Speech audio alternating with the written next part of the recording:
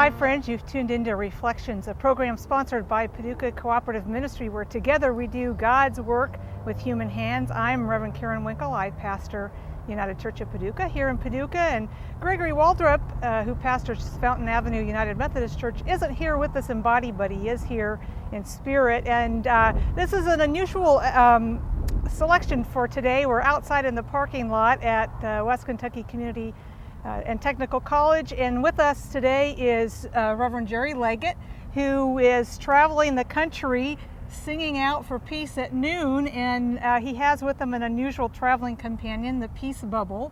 So welcome, Jerry, to Thank Paducah. You. It's great to be here. Where were you yesterday?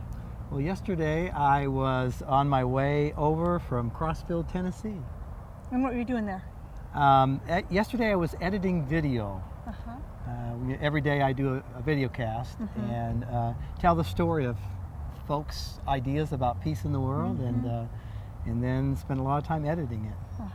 So what is, how did the Peace Bubble and your traveling around the United States, what are the origins of that? Tell us the birthing story. How could anyone think up such a crazy idea? Exactly. That's what you just wanted to ask, huh? Yeah. Well, the Peace Bubble is really based upon an idea that Dr. Martin Luther King told about. He once said, if you want something to happen in your life, make space for it.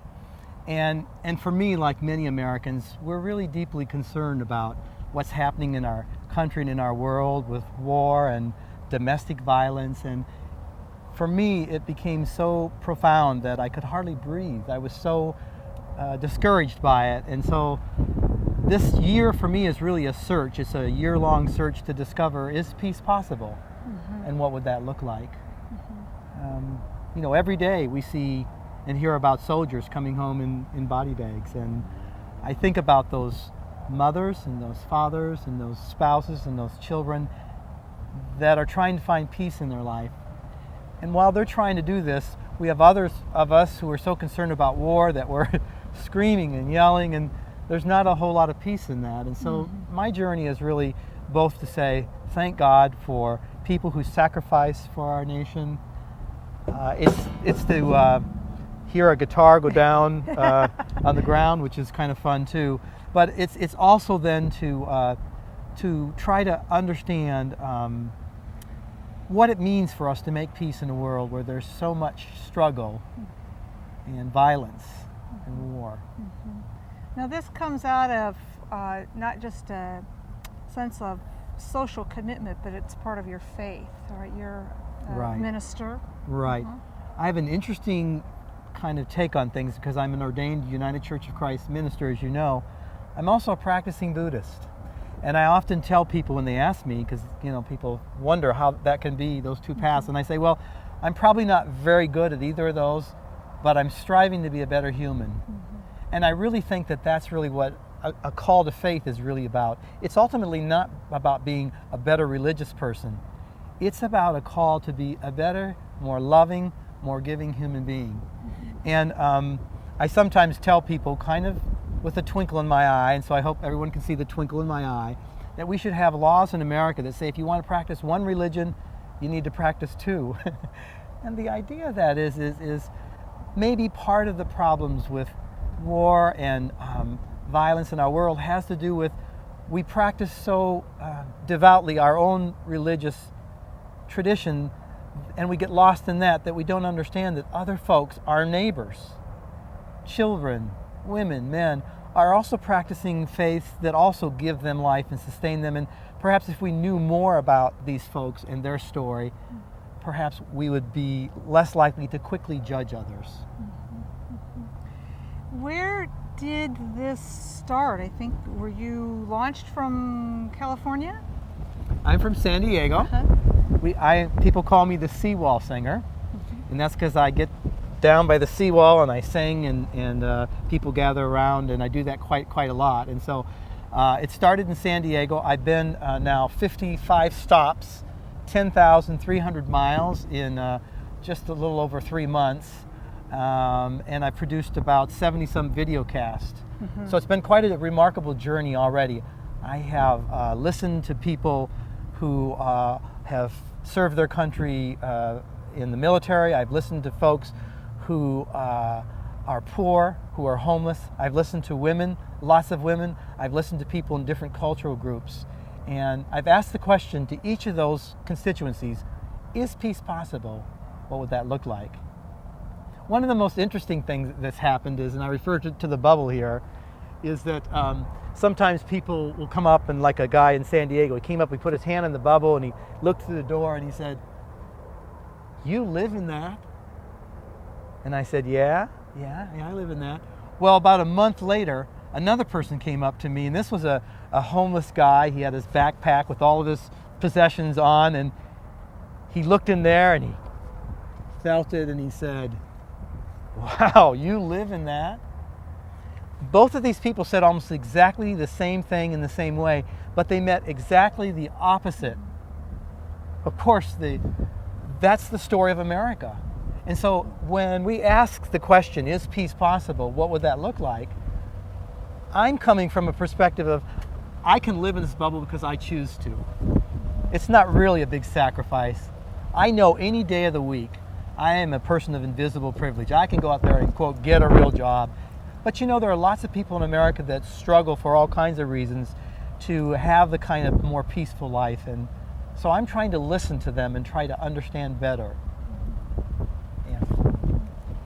And so you go from place to place. How do you get from place to place? You need an invitation. How's that happening? Well, I have 165 stops planned so far. I have this website called peacebubble.org.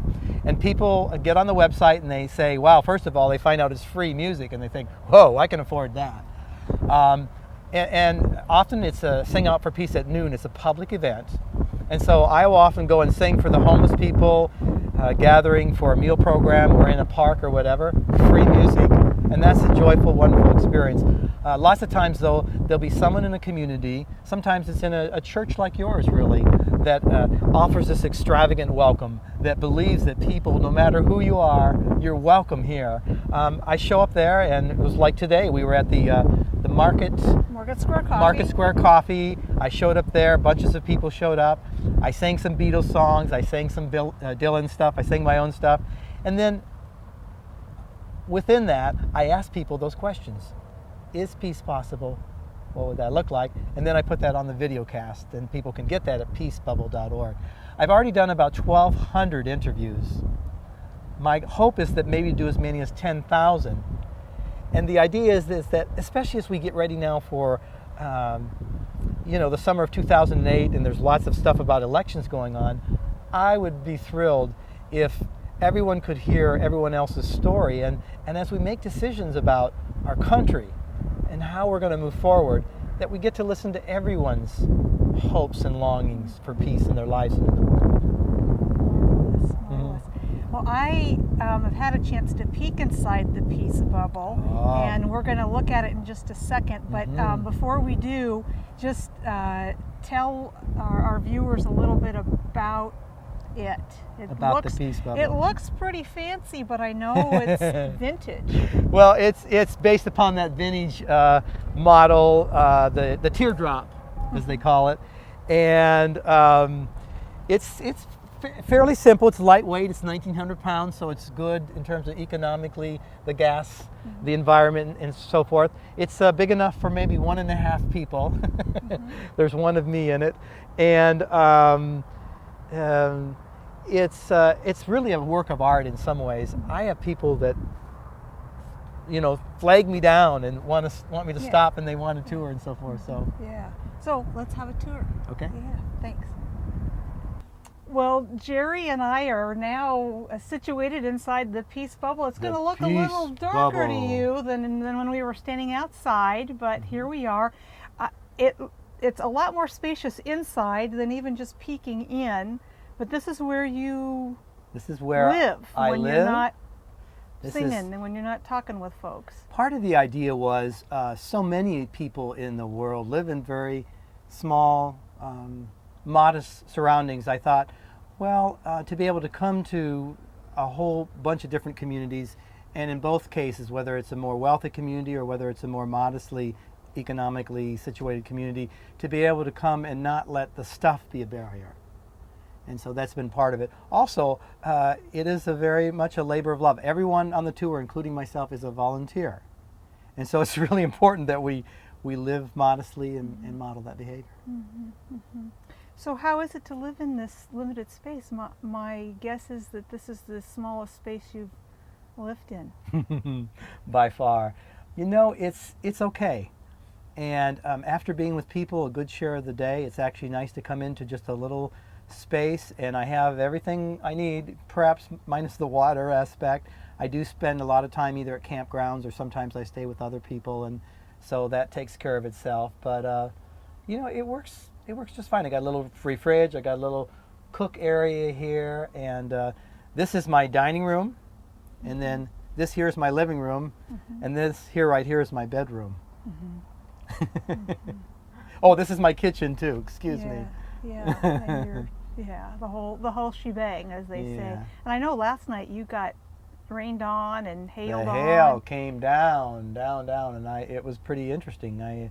We moved a little bit, and you know, it reminds me that people around the world and in our own country don't always feel safe.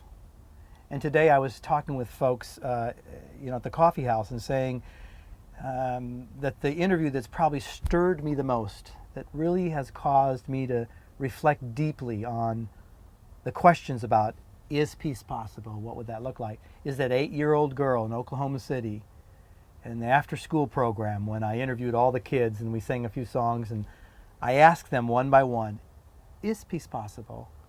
What would that look like?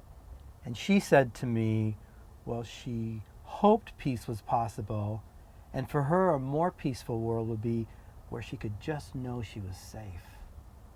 And there's a lot of people, not only in Iraq and in Afghanistan and other places around the world, but there's a lot of people right here in America who don't feel safe because they're not safe.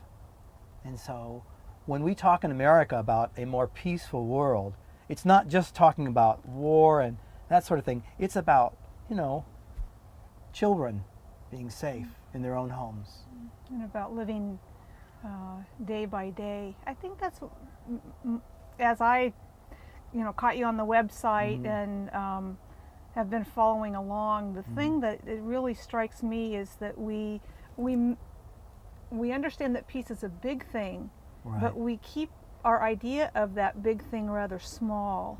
And I remember one of the video casts that you had on your website was a conversation with some affluent Arizonans, teens, and you had $1 bill, and it, people are living on $1 a day for food in many places, and that really spoke to me that whenever people are living lives that are destabilized, when they feel unsafe in any way, then they're more prone to experience the violence of life. That's part of what I think you're after in your conversation about peace, is that it's not about tanks and machine guns. Peace is a big thing in lots and lots of ways, not just as it relates to armies and war. What I'm finding, is that, and again, I truly don't have the right answer. When I ask people the question, is peace possible, what would that look like? It's not a test, and there's no right or wrong answer. I've asked many soldiers the question, and I know that many of our soldiers are out there working for peace. They believe that peace is their job, what they're doing. And I've talked, as I say, to many peace activists who are so totally opposed to war, who can't wrap their minds around the world of soldiers and so forth. But what I think all these folks have in common, what I have in common with them, what that 8-year-old has in common with them, and what those Arizonans have in common, is we all want to not be afraid. And 9/11 happened, and it made a lot of people afraid. And a lot has happened since then. A lot of soldiers have died. A lot of Iraqis have died. A lot of things have happened in our nation. A lot of money has been spent to deal with our fear. And my questions are,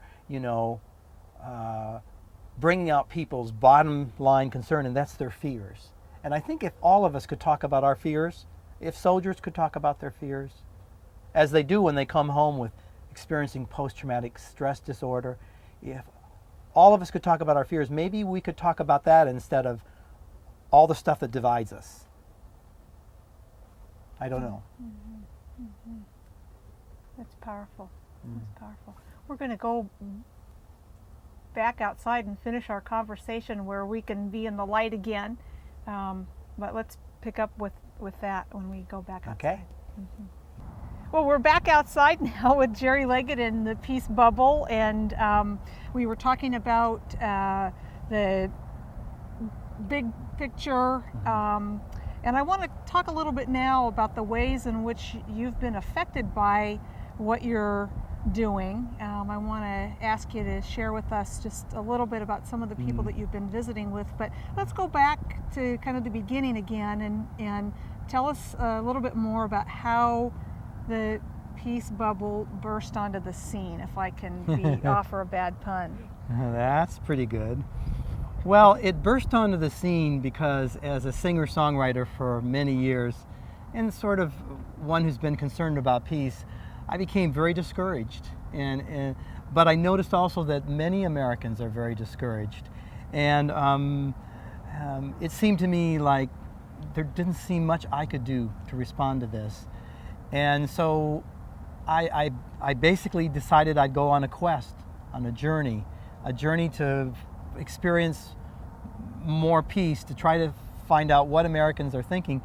The other thing that's really inspired it was this sense that you go to a peace rally, if you will, and you have people who are peace activists who are yelling, stop this, stop that, and you have soldiers who are giving their lives, and you have people who are yelling. It seemed to me that that's never going to get us anywhere. It just seems disrespectful, even though I'm one of those people that is totally against war. I'm totally against war, and I'm also totally supportive and respectful of what the soldiers are doing. It's a very hard place to be in. So the tour became an opportunity to collect not only the stories of those folks, but more importantly, those missing stories. What are the missing stories? Well, the missing stories are folks in America who we often don't hear from. And there can never be a unified peace if we don't hear the stories of people across America. So that's really what my journey's been all about, is how do you put that together? So my decision was, every day I started with just my truck. I'd sleep in the back of my truck, and every day at noon I'd go to a different place and just sing my songs. But as I shared this vision with other people, it soon became obvious that lots and lots of people have the same longing. They really don't want anyone to be disrespected, but they also really want to deal with their fears. So that's what the tour is really all about, asking those hard questions. Mm-hmm. Jerry, I've been really affected by the interviews that you've posted on the website, peacebubble.org. Talk to me a little bit about how you've been affected by talking to people about peace around the country. Well, it's interesting how many people, when you ask them the first question, the response may be, I really don't think so, or I'd like to believe peace is possible, but I really can't imagine how it is possible. And then I ask the second question. Imagine a more peaceful world. What would that look like? And this person begins to imagine a world where, the elderly have what they need, and my mother or my father is in a better place, or, my granddaughter or my grandson will have a better world. And they begin to imagine this world. And it's interesting how you see them returning to the first question, and then I'm saying this is what I do too. I return to the first question and I say, wow. I may not believe that peace is really possible at some level, because I look around me and I can't imagine how it could be peaceful under the conditions. But when I think of that 8-year-old girl in Oklahoma City, when I think of people who live in such difficult times, I have to somehow believe there's more. And so I have to believe in those signs of hope. And I have to believe that I can be part of creating a better, more peaceful world. Mm-hmm. Mm-hmm. I was telling you when we were at Market Square Coffee earlier today that one of the interviews from Evansville had just struck me as such a hopeful and surprising comment, where the person that you were speaking to said, well, is peace possible? And we thought, we're not cannibals anymore. Maybe peace is possible because we can move beyond where we currently are to a different way of being. So that was a person who affected me. You've mentioned the young gal and the 8-year-old in Oklahoma City. Talk about a person or two that you really remember from these interviews. I remember Luke. Luke is probably 70 years old. He's in Biloxi, Mississippi, and his house got destroyed by that bit of wind that blew through there. And so Luke had all these people that came to his house to rebuild it. And Luke is a Southerner all the way, his whole life a Southerner. And all these Yankees came from the north. I mean, dozens of them came and they worked in his home. And so I saw the before and after pictures and all that. And so Luke, I asked him these questions. I said, is peace possible? And he says, well, I think it is. And he says, basically, if these damn Yankees can come down here and, and make this difference, he said, maybe there can be peace. And, it breaks down the cultural walls. It breaks down those arbitrary things in our mind as we not only think about peace, but as we see people in our life who become peace for us. And time and again, I think people refer to those events in their life where they've seen a sign of hope. And that's what's inspired them and inspires me. And it's so marvelous that you're asking, because I'm thinking, if maybe we just need to be asked again and again to summon those ideas and those memories and those experiences. Maybe those things that are already in us can invite us to imagine peace, but we have to be asked or invited. Well, John Lennon was a huge influence in my life, and he had the song Imagine. And part of the campaign, the tour, is Imagine Another World is Possible. And Lennon believed that if we could just somehow imagine certain aspects of life, that reality could follow. And I know it's idealistic. People look at this peace bubble and they say, man, that's outrageous. And it is, it's outrageous. Like, man, the 60s are over. And yes, they are. But you know what? War is outrageous too. And we could all use a little of the idealism of the 60s again, because our children and our grandchildren deserve it. They deserve for us to get ourselves out of our frozen fear and to lock ourselves into imagining a more peaceful world. And we can do it. And that's why I say too, I'm striving to be a better human being, because it's within our humanity. We really can do better. And you're drawing on something more than just an idea. I know you've got spiritual practice that sustains that, and I have to think that you're spending a little time in the peace bubble, connecting with spirit and using those practices that are meaningful to you, prayer and meditation and contemplating the words and actions of those who inspire you. In fact, I want to give you something that I give to lots of folks. This is a prayer bracelet. It's called a mala, and it's one of the ways that I practice peacefulness. It can be used in many different ways. People ask me what the writing is here, and I say it just says "Have a nice day."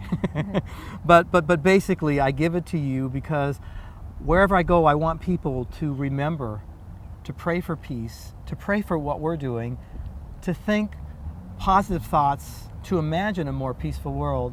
I believe that those within our traditions, like Jesus and Buddha, like Emma Goldman, who I spoke about earlier, like Mother Teresa, like Gandhi, like Dr. Martin Luther King, all these folks, one of the common components was they believed that through spiritual practice, through prayer, through fasting, through reflection, things could be different in them and then in the world. I have to think that your presence in Paducah, for those folks who gathered today at Market Square Coffee and those who are watching today on Reflections, your presence and your asking of questions is an important part of that bubbling of peace. I want to thank you for sharing with us about your Jesus-like ministry, which is trusting what's small and trusting where the Spirit sends you. I want to thank you for sharing with us your spoken word, and in just a minute you will have a chance to hear you sing. I want to thank you, our viewers, for watching Reflections today, for being with us. Wherever you can, however you can, join us with Paducah Cooperative Ministry in doing God's work with human hands. Shalom.